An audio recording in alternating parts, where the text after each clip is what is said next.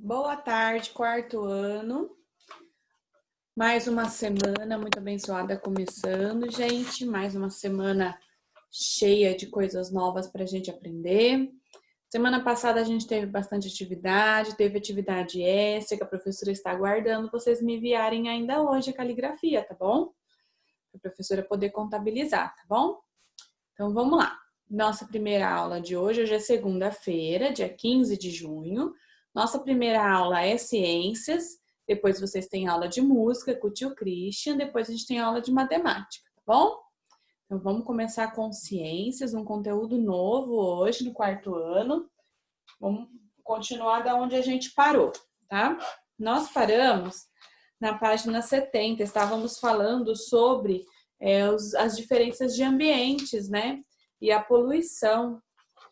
Vocês viram lá os cuidados que a gente tem que ter com o ar. Então, a poluição, né, estava atrapalhando muito, muito mesmo. Tem até a imagem, né, de um lugar poluído, de um lugar mais limpo. Então, a gente consegue perceber todos os males que os cuidados com o ar, que a falta de cuidados pode trazer para nós. Tá bom? Então, agora nós vamos para a unidade 3, vamos falar um pouquinho sobre as cadeias alimentares, ok? Vamos lá, página 72, cadeias alimentares. Coloca lá na página. E a gente tem aí uma imagem, né? Uma representação simplificada em cores fantasia. Isso quer dizer que não são as cores exatas do ambiente, né? Mas é uma representação que nos mostra muitos animais em um determinado ambiente, né? Aqui eles estão na natureza. Observe os seres vivos da imagem a seguir. O que eles têm em comum? O que será que todos esses animais têm em comum? Aqui, para mim, eu estou vendo que eles moram na floresta, né? Na natureza. A maioria dos seres vivos tem as seguintes características em comum. Um ciclo de vida, então todos eles nascem, crescem, se reproduzem e morrem. Todos eles têm esse ciclo de vida, né? Um corpo formado por pequenas estruturas chamadas células, então são todos formados por células. E necessidade de alimentar-se e respirar, por exemplo. Então todos eles respiram e precisam se alimentar, não é isso? Então vamos descobrir um pouquinho mais sobre isso na página 73. Os micro-organismos. Micro-organismos são aqueles seres vivos que a gente não consegue enxergar. A gente precisa de um aparelho chamado microscópio para conseguir ver esses micro-organismos, tá? Então, são seres muito, muito, muito pequenininhos que a gente não consegue ver, tá? Micro-organismos são seres vivos muito pequenos que só conseguimos enxergar utilizando o microscópio. São exemplos os vírus, igual esse vírus do corona aí, as bactérias, os protozoários. Protozoários são algum tipo de vermes que a gente pega, tá bom? E alguns fungos. Então, olha aí, temos 3 imagens aí de micro-organismos que foram fotos tiradas do microscópio, tá? Então, consegue se ver na foto porque tá muito, muito, muito ampliada. Eles não são desse tamanho, né? Então, vírus da cachumba, imagem ampliada em microscópio eletrônico. Bactéria da tuberculose, imagem ampliada em microscópio eletrônico. E protozoário Trypanosoma cruzi, causador da doença de Chagas, imagem ampliada em microscópio eletrônico. Então, cada um tem as suas características, vocês viram que diferença? E esses 3 aqui causam doenças sérias, doenças graves, tá? Então, assim, os micro-organismos, muitas vezes, eles são causadores de doenças, tá? Então, vamos falar um pouquinho sobre os micro-organismos que podem causar doenças.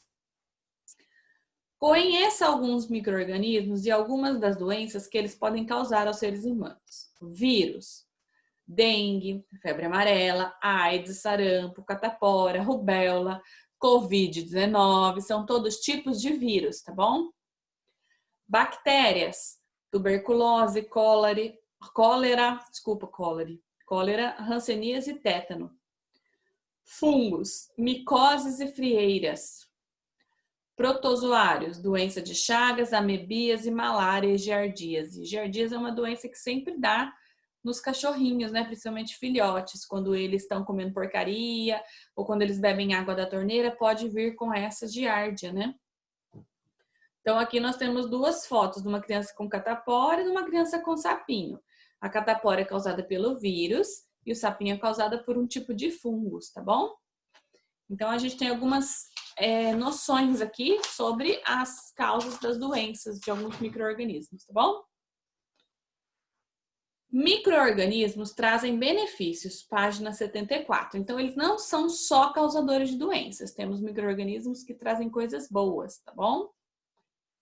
Apesar de poder causar doenças nos seres humanos, a maioria dos micro-organismos é inofensiva e alguns podem até nos trazer benefícios.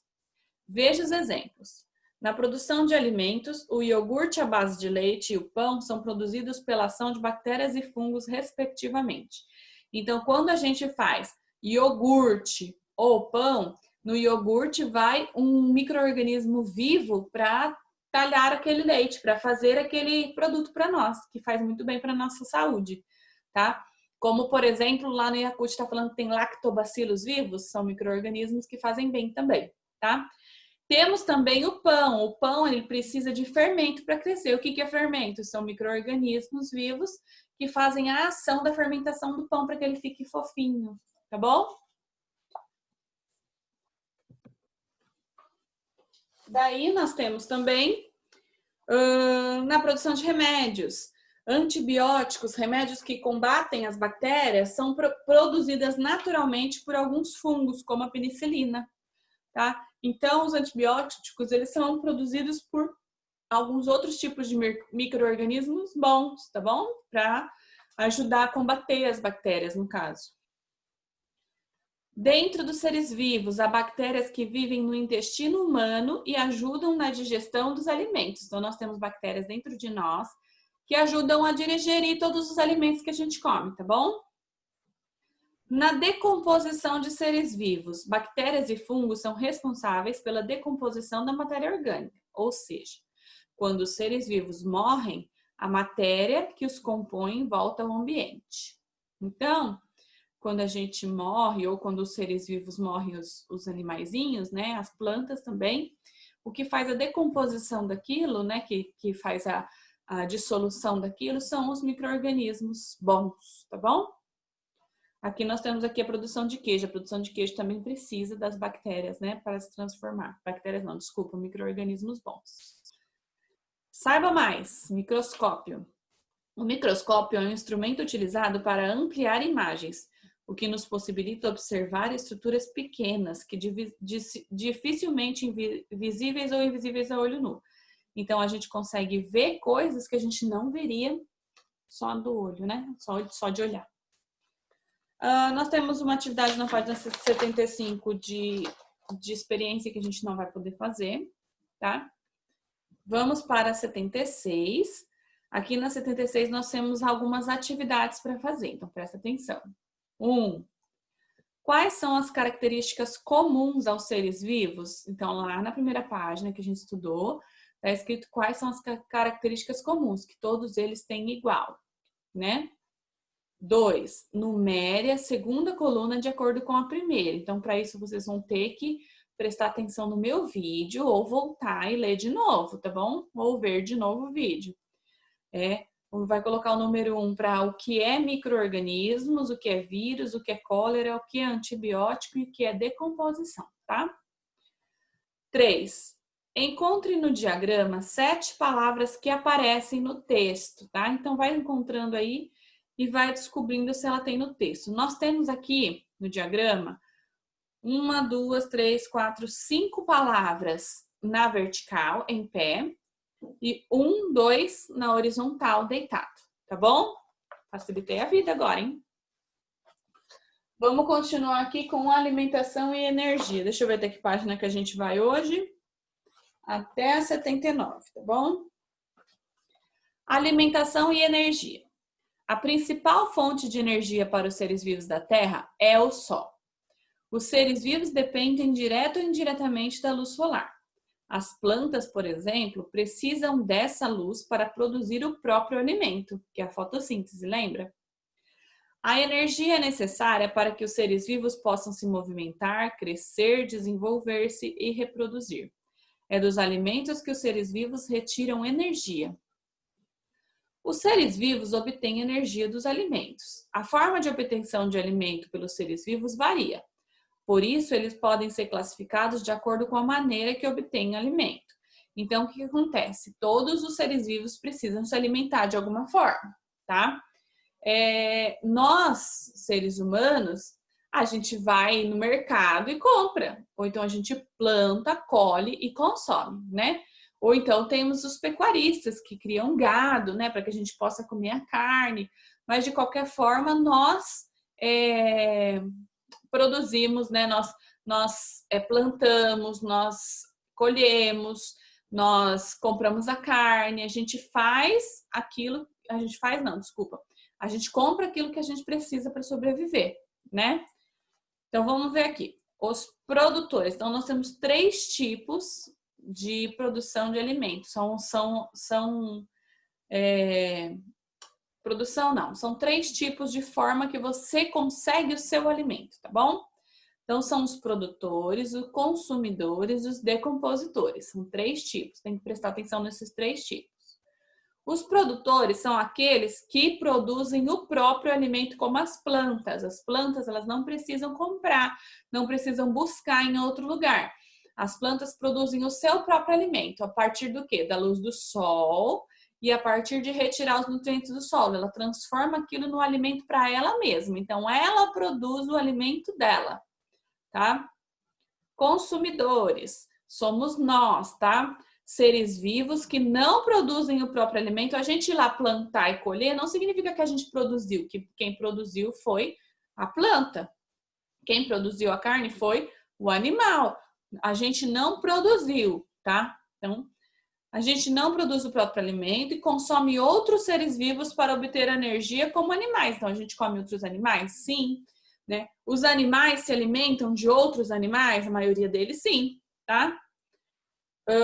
Os consumidores podem ser herbívoros, que comem apenas plantas, carnívoros, que comem apenas outros animais, ou onívoros. Onívoros não é o que come ovo, não, viu? Que eu já ouvi isso. Então, onívoros são aqueles que comem plantas e animais. Então, nós, seres humanos, somos onívoros, tá? Porque nós comemos plantas e animais, tá? Decompositores. Seres vivos que se alimentam de matéria orgânica e a transformam em substâncias que serão reabsorvidas pelo ambiente no processo de decomposição. Algumas bactérias e fungos, como os cogumelos, são seres decompositores. Então, o que acontece? Decompositores são aqueles que decompõem a matéria e lançam no meio ambiente alguma coisa boa, que nem, por exemplo, os fungos e as bactérias, que a professora já explicou, né? Então, temos aqui a foto de um coala.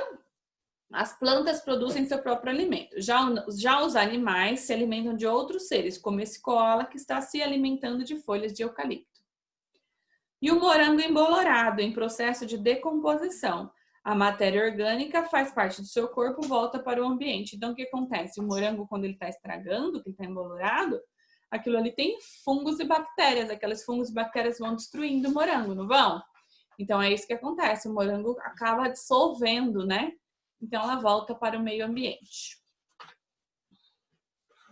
Página 78, um conteúdo muito importante e muito legal também, né? Que fala sobre a cadeia alimentar. A cadeia alimentar é a relação alimentar entre o ser e o outro, tá bom? Então, vamos ver. A relação alimentar entre os seres vivos é chamada de cadeia alimentar. Ela pode acontecer em todos os ambientes. Em uma cadeia alimentar, a energia contida no alimento passa de um ser vivo para o outro. E nessa relação de alimentação sempre há um produtor, um ou mais consumidores e os decompositores. Então, a gente aparece aí na cadeia alimentar os 3 tipos, os produtores, consumidores e decompositores, tá bom? Então, no caso aí, o produtor é a planta. A planta recebe luz do sol, transforma em alimento para ela, e daí quem que vai consumir a planta? O consumidor, tá?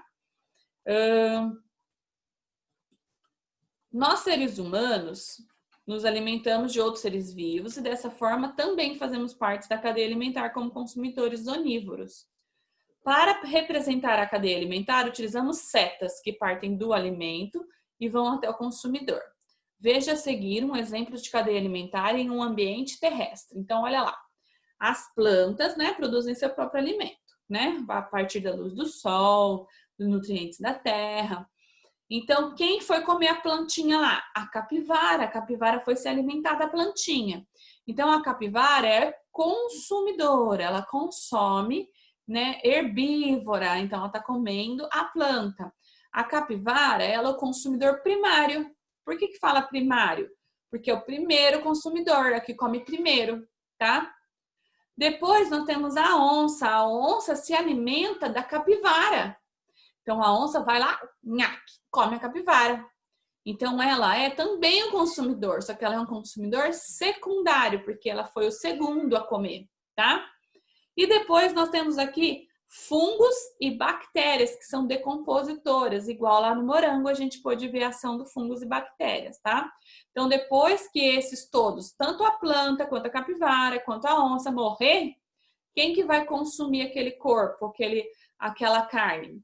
Os fungos e as bactérias, tá? Então elas também fazem parte da cadeia alimentar, não pode esquecer delas quando a gente fala de cadeia alimentar, tá bom? São os consumidores, são os decompositores, tá bom? Eles vêm depois de todos os consumidores. Então, temos o consumidor primário, secundário. Se tivesse mais um consumidor, seria o consumidor terciário, tá bom? Então, os decompositores estão lá no final da cadeia alimentar. E os decompositores, eles também, né, servem de alimento para o solo, né? Nutriente para o solo, que também depois vai para as plantas de volta, tá bom? Vamos fazer as atividades da 79 e finalizar nosso conteúdo de ciências de hoje. Depois a gente vai para música e matemática, tá bom? 1. Observe a cadeia alimentar a seguir e classifique cada organismo em produtor, consumidor ou decompositor. Então, vocês vão colocar os nomes aí nos quadradinhos, tá bom? 2. Resolva o diagrama de palavras utilizando as dicas. Então, presta atenção no que está pedindo em cada número para conseguir descobrir qual é o nome de cada resposta, tá bom? Então, no 1, 2, 3, 4, 5, 6, 7, 8, vocês vão descobrir qual é a palavra e escrever aí, contando a quantidade de letras, tá bom? Gente, finalizando o nosso conteúdo de ciências de hoje, tá? Nós vamos já para a nossa aula de música e depois de matemática, ok? Então, daqui a pouquinho eu vejo vocês. Beijo! Até já!